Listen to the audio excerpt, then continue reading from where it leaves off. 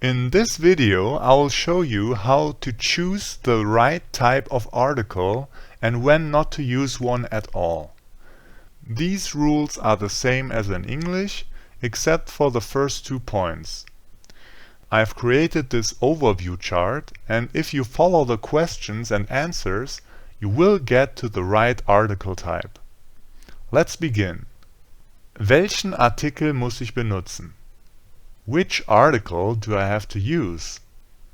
Gibt es vor dem Nomen die Präposition als? Is there the preposition als, meaning as, in front of the noun? If yes, then there is no article whatsoever. If no, then go to the next question. Ist das Nomen der Beruf oder die Einstellung der Person und das Verb sein oder werden? Is the noun the job or the attitude of the person and the verb is sein, to be, or werden, to become? If yes, then there is no article. If no, then go to the next question.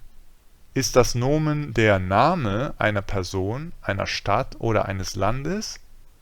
Is the noun the name of a person, city, or country? If yes, then there is no article. If no, then go to the next question. Ist das Nomen allgemein gemeint? Is the noun meant in general? If yes, then use the zero article, der Nullartikel, which means no article, but the noun is in the plural form. Watch out, if the noun has no plural form, use the singular form. If no, go to the next question. And this is probably the most important one.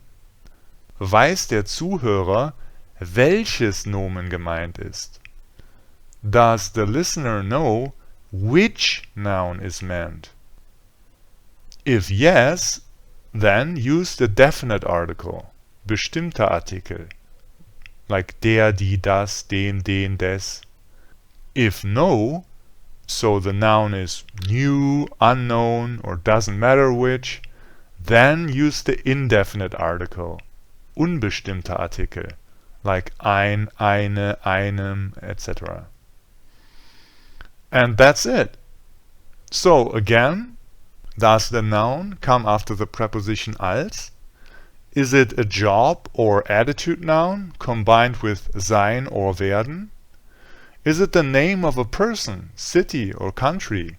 Then no article. Is it in general? Then zero article. So no article and plural form. Does the listener know which one you're talking about? Yes, then der, die, das. No, then ein, eine, einen. Tschüss!